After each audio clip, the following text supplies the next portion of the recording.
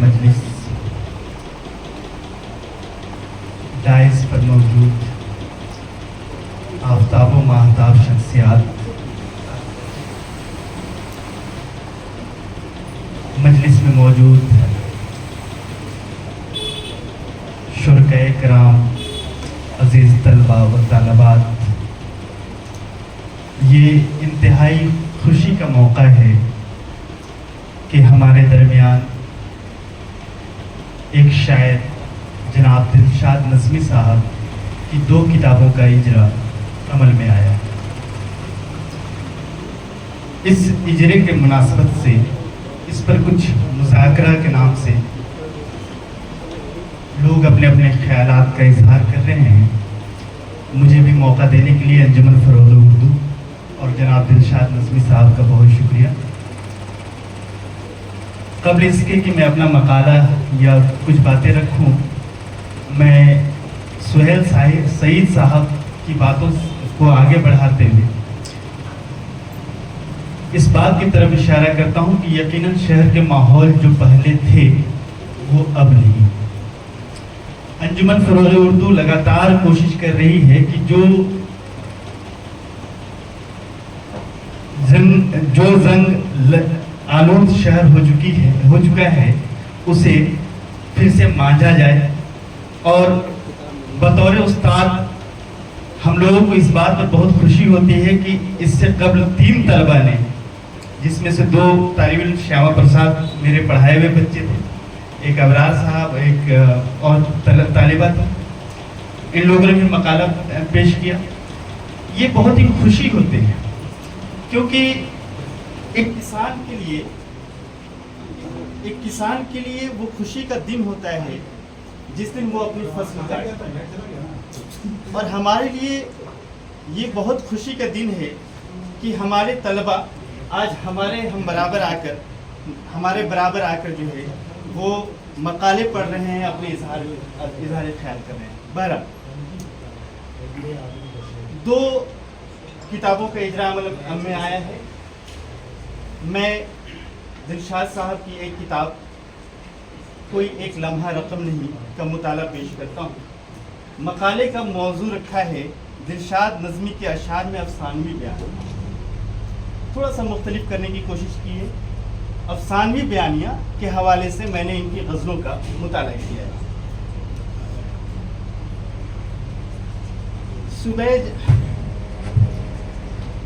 सूबे झारखंड के जिन शोरा ने उर्दू गज़ल के मैदान में अपना मकाम पैदा किया है उनमें एक बड़ा नाम दिलशाद नज़मी का है। उनका ताल्लुक शहर आहन जमशेदपुर से है, लेकिन फ़िलहाल झारखंड की राजधानी रांची में मुकीम है। रांची का अदब नवाज हल्का उन्हें मुशायरों के अलावा अदब दोस्ती और उर्दू परवरी के हवाले से भी जानता है। लेकिन मैंने उन्हें उनकी नई किताब कोई एक लम्हा रकम नहीं के हवाले से जाना है। ये उनकी गज़लों का मजमुआ है। ये किताब मुझे मुसव्वदे की सूरत में मुताले के लिए मिली थी। कुछ मसरूफियात की वजह से मैं इसका मुताला नहीं कर पाया, लेकिन जब मैंने इस मुसव्वदे को उलट पलट कर देखना शुरू किया तो इसके अशार ने मुझे अपनी गिरफ्त में ले लिया। इस किताब में कई अशार ऐसे हैं जो ज़हन और दिमाग पर छाए हुए रहते हैं और अपनी हकीकत बयानी की वजह से कारी और सामे के शऊर और लाशऊर का हिस्सा बन जाते हैं। दिलशाद नज़मी के फ़न का मुताला किया जाए तो ये कहा जा सकता है कि दिलशाद नज़मी तजर्बात के शायर हैं। ज़िंदगी की सफ़ाकियों से जो कुछ उन्होंने तजर्बा की सूरत में हासिल किया है उन्हें अशार के पैराए में देकर अपनी गज़लों में पेश कर दिया है। साहिर लुधियानवी का बहुत मशहूर शेर है कि दुनिया ने तजर्बात और हवादिस की शक्ल में जो कुछ मुझे दिया है वो लौटा रहा हूँ मैं।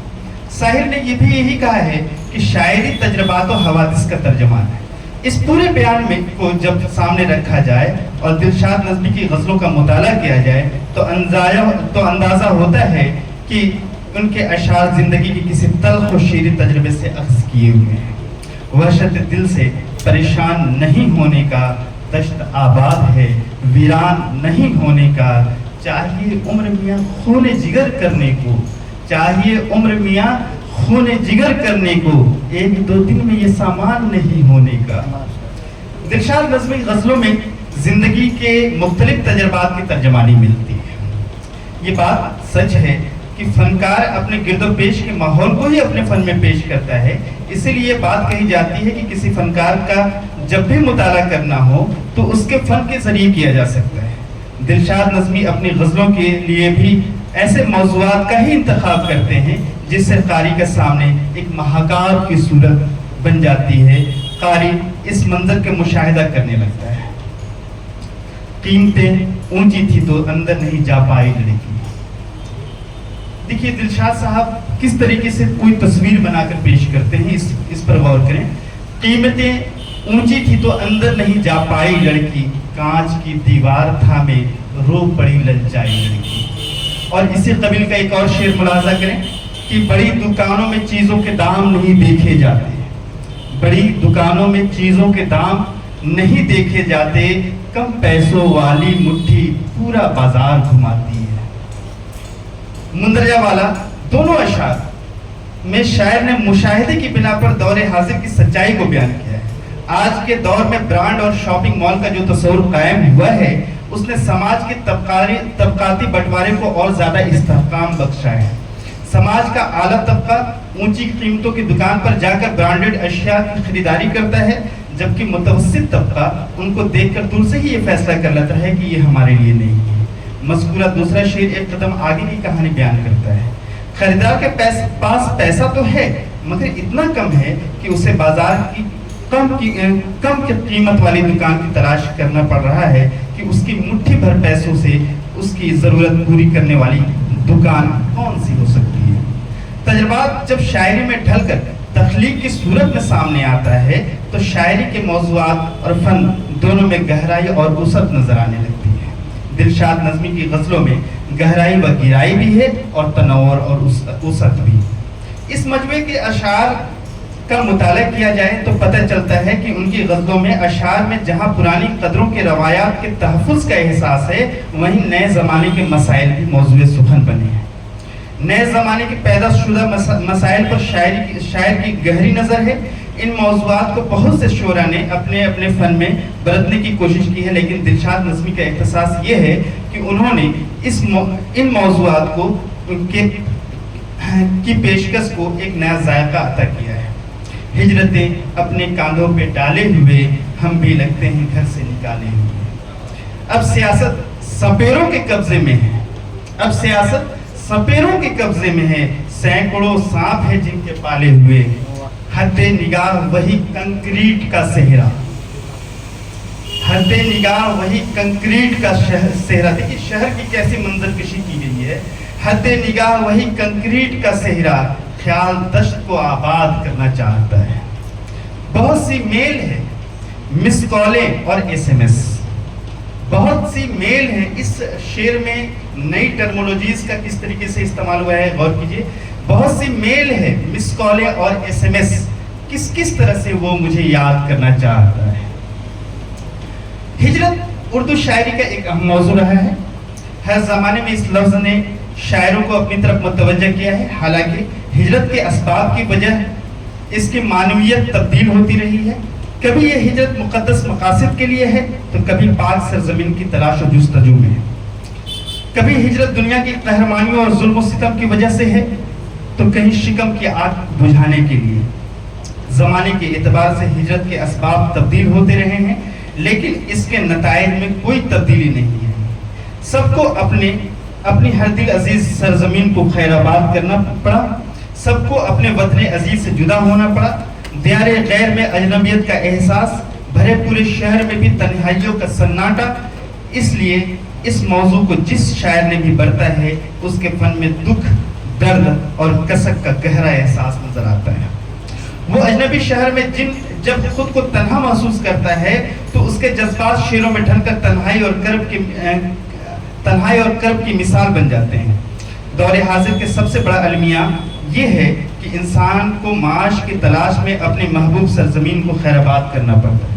افتخار عارف کا مشہور شعر ہے کہ شکم کی آگ لیے پھر رہے ہیں شہر بشہر، شکم کی آگ لیے پھر رہے ہیں شہر بشہر، سگے زمانہ ہیں ہم کیا ہماری ہجرت کیا۔ اسی موضوع پر عارف امام اس طرح بیان کرتے ہیں کہ تلاش رزق کا یہ مرحلہ عجب ہے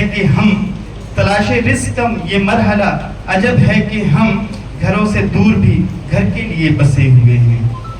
دلشاد نظمی کے یہاں بھی ہجرت کا موضوع کثرت سے ملتا ہے۔ ان کے ہجرت کا سبب بھی کسب معاشی ہے۔ دلشاد صاحب کی زندگی سے جن کی واقفیت ہے وہ یہ جانتے ہیں کہ آپ کی زندگی کا ایک طویل حصہ خارجی ممالک اور خاص طور سے عربین ممالک میں گزرے ہیں۔ اسی لیے ان کے اشعار میں ہجرت کے بیان کے ساتھ صحرائی ممالک کے دھوپ، بے گھری کا احساس اور اپنی مٹی کے بنجر پن کی سفاکیت بہت زیادہ دیکھنے کو ملتی ہے۔ ملاحظہ ہو چند اشعار کہ مٹی کے بنجر پن نے ہجرت بخشی تھی صحرا کی، ورنہ کچھ برسوں کے اندر اتنا کون کماتا ہے۔ تلاش رزق میں پردیس جانے سے ذرا پہلے وہ بنجر کھیت سے کیوں ایک مٹھی خاک لے آیا۔ اپنی چھت کا سایہ اب دلشاد بہت یاد آتا ہے، اپنی چھت کا سایہ اب دلشاد بہت یاد آتا ہے۔ لوٹ چلو گھر خوب کمایا، صحرا کی بھی کھالی دھوپ، ہجرتیں اپنے کاندھوں پہ ڈالے ہوئے ہم بھی لگتے ہیں گھر سے نکالے ہوئے۔ دلشاد نظمی کی غزلوں میں ہجرت سے متعلق جو بھی اشعار آئے ہیں ان کے موضوعات میں ایک نیا پن ہے۔ ان اشعار کی خاص بات یہ ہے کہ ان کے یہاں ہجرت کا سبب کسب معاش تو ہے، لیکن وہ مٹی کے بنجر پن کی وجہ سے ہے۔ ہندوستان کے لوگ زیادہ تر اسی وجہ سے خلیجی ممالک کی ہجرت کرتے ہیں۔ ہمارے ملک میں روزگار کی جس طرح کے مسائل ہیں اس کے سدباب کے لیے بہت سے لوگوں کو ہجرتوں کا سامنا کرنا پڑتا ہے، حالانکہ یہ ہجرت عارضی ہوتا ہے۔ لیکن ان عارضی ایام میں بھی مہاجروں کو ان تمام مصائب و علائم کا سامنا کرنا پڑتا ہے جو کسی بھی ہجرت کے نتیجے میں اخذ ہوتا ہے۔ بہرحال دلشاد نظمی کی غزلوں میں صرف ہجرت ہی نہیں بلکہ نئے زمانے کے بہت سے ایسے موضوعات بھی ہیں جو شاعر کو عصر حاضر کے شعراء سے ممیز و ممتاز کرتے ہیں۔ ان موضوعات کے بیان میں نیا پن ہے، پیشکش کا طریقہ یعنی اسلوب بیان میں بھی جدت کی وجہ سے وہ اشعار قاری کے ذہن و دماغ میں دیر تک اپنا اثر چھوڑتے ہیں۔ محمد رفیع سودا کا ایک مشہور شعر ہے کہ فکر معاش عشق بتا یاد رفتگاں، فکر معاش عشق بتا یاد رفتگاں، اس مختصر حیات میں کیا کیا کرے کوئی۔ یہ شعر زندگی کی حقیقت کو واضح کرتا ہے۔ یہی تین اہم مراحل ہیں جس پر انسان کی زندگی کا انحصار ہوتا ہے، لیکن انسان کی زندگی کے مراحل میں کن کن حالات سے دوچار ہوتا ہے، زندگی کے مراحل کو سر کرنے کے لیے بیک وقت کتنے طرح کے مصائب و علائم کا سامنا کرنا پڑتا ہے، اس مضمون کو دلشاد نظمی اپنے شعر میں بیان کرتے ہیں۔ وہ لکھتے ہیں کہ دکھ کا بستر فکر کی پیٹی بوجھ ضرورت کا، دکھ کا بستر فکر کی پیٹی بوجھ ضرورت کا، ایک مسافر چلتی ٹرین میں کیا کیا ڈھوئے گا۔ دکھ، فکر اور ضرورت انسان کی زندگی کا وہ لازمی حصہ ہے جو وہ زندگی کے ریل میں جب سے سوار ہوا ہے اپنے ساتھ رکھتا ہے اور اس سے الگ نہیں ہو پاتا۔ احمد رشید علی کا ایک افسانہ ویٹنگ روم اسی موضوع سے تعلق رکھتا ہے، میں یہاں پر چھوڑتا ہوں۔ بہرحال دلشاد نظمی کے اس شعر میں زندگی کے ان لازمی اجزاء کی طرف اشارہ کیا گیا ہے جسے انسان نہ چاہتے ہوئے بھی اپنے ساتھ ڈھوتا رہتا ہے۔ یہ اجزاء زندگی کے ساز و سامان میں بوجھ کی طرح آخری سانس تک پڑے رہتے ہیں۔ انسان کی ضروریات زندگی، دکھ، درد اور زندگی سے منسلک مسائل کی فکر سے پوری عمر دوچار رہتا ہے، حالانکہ انسانی جبلت اور فطرت اس کے برخلاف ہوتی ہے۔ دلشاد نظمی کی شاعری کا سب سے بڑا اختصاص کہانی پن ہے۔ ان کے اشعار کی یہ خوبی ہے کہ وہ ایک شعر میں بڑی سے بڑی کہانی بیان کر دیتے ہیں۔ ان کی غزلوں میں بہت سے اشعار ایسے ہیں جن کے بطن میں کوئی نہ کوئی افسانہ محذوف ہے۔ قاری جب ان اشعار کی قرأت کرتا ہے تو وہ بصورت افسانہ ذہن میں پھیلتے چلے جاتے ہیں۔ شعری پیرائے میں افسانوی بیانیہ کا یہ ہنر دلشاد نظمی کا اختصاص ہے۔ اب ملاحظہ کریں کچھ اشعار جو میں شعر پڑھوں گا اور آپ کے ذہن پہ ایک افسانہ خود بخود ابھرے گا۔ ضرورتیں منہمک ہے فاعلوں سے بات کرنے میں، ضرورتیں منہمک ہیں فاعلوں سے بات کرنے میں، نگاہیں چب رہی ہیں اور حیا خاموش بیٹھی ہے۔ कीमतें ऊंची थी तो अंदर नहीं जा पाई लड़की, कीमतें ऊंची थी तो अंदर नहीं जा पाई लड़की, कांच की दीवार थामे रो पड़ी ललचाई लड़की, इसलिए बेटे का कमरा कर दिया तब्दील माँ ने, इसलिए बेटे का कमरा कर दिया तब्दील माँ ने, सामने खिड़की में आकर लेती थी अंगड़ाई लड़की। नॉर्मल तो हो गई दिलशाद लेकिन हर किसी पर अब यकीन करती नहीं वो पहला धोखा खाई लड़की, रहजनों में अमीर ज़ादी शिकार हो जाना चाहती है, रहजनों में अमीर ज़ादी शिकार हो जाना चाहती है, किसी मज़ारे का हाथ थामे फरार हो जाना चाहती है, नशे में धुत शब जलील करते हुए लुढ़क जाती है किसी दम, नशे में धुत शब जलील करते हुए लुढ़क जाती है किसी दम, सहर मगर आंख खोले खिदमत गुजार हो जाना चाहती है। देखिए एक शौहर और बीवी का जो ताल्लुक होता है, शौहर रात में आता है नशे में अपनी बीवी की बेइज्जती करता है, मारता है, पीटता है, लेकिन वही सुबह जब होती है तो वो किस तरीके से जो है इसी पूरे मंजर को, इसी पूरे अफसाने को दिलशाद साहब ने कहा है कि नशे में धुत शब जलील करते हुए लुढ़क जाती है किसी दम, सहर मगर आंख खोले खिदमत गुजार हो जाना चाहती है। एक शेर बहुत ही तजर्बे का शेर, और ये देखिए कितना बड़ा अफसाना है कि सवाल नन्हा फरिश्ता करता है जब कभी तोतली जुबान से, सवाल नन्हा फरिश्ता करता है जब कभी तोतली जुबान से, पढ़ी लिखी शख्सियत अचानक गंवार हो जाना चाहती है। बहुत सारे अशार हैं। पागल लड़की सावन रुत में घर से दूर निकल आई, जिस्म पसीने में डूबा है ऊपर से बरसाती है, रूट के आखिरी बस के दरवाजे पर फंसी है, फंसी एक बेबस लड़की, रूट के आखिरी बस के दरवाजे पर फंसी एक बेबस लड़की, सीढ़ी पर हर रगड़ को गाली देकर जिस्म चुराती है।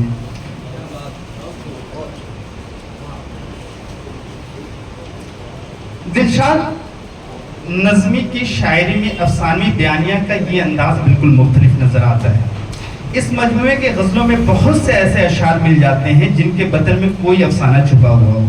नवाबों और बादशाहों के दौर में ख्वाजा सिराओं और कनीज़ों की बहुत अहमियत होती थी।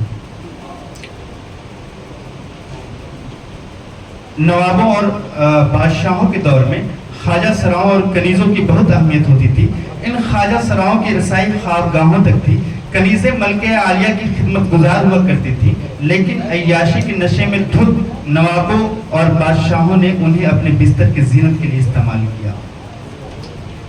इस मौजू को बहुत से अफसाना निगारों ने अपने अपने अफसानों में पेश किया है। वाजिदा तबस्सुम का अफसाना जरा हो ऊपर और इस्मत चुगताई का मशहूर ज़माना अफसाना लिहाफ इन्हीं मौजूआत पर मुनहसिर है। दिलशाद नज़मी का एहसास ये है कि उन्होंने भी इस अहम मौजू को अपने अशार में बरता है। इन अशार में भी अफसानवी बयानिया की खुसूसियत को देखा जा सकता है। कनीज़े ख्वाब गाहे मलके आलिया की ख्वाहिश में, कनीज़े ख्वाब गाहे मलके आली की ख्वाहिश में, जुनू ख्वाजा सिरा को भी बहुत है शाह होने का, कनीज़ों से लिपट कर भीगती रहती है बेगम, कनीज़ों से लिपट कर भीगती रहती है बेगम, हरम ख्वाजा सिरा की सेज पर इतरा रहा है, गनी में वक्त को ख्वाजा सिरा शजरा दिखाते हैं, गनी में वक्त को ख्वाजा सिरा शजरा दिखाते हैं, कनीज़ भी लक़ब अपना चुकी है रूप रानी का। अलगर्ज़ ये कहा जा सकता है कि दिलशाद नज़मी एक मुनफरिद शायर हैं, जिनके शेरी बयानिया में अफसानवी रंग नुमाया तौर पर नजर आता है। उन्हें शेरी पैराए में कहानी कहने का हुनर आता है। गज़लों का मजमुआ कोई एक लम्हा रकम नहीं, एक नया जायका लेकर अदब के मैदान में आया है जो कारी को यकीनन पसंद आएगा। शुक्रिया।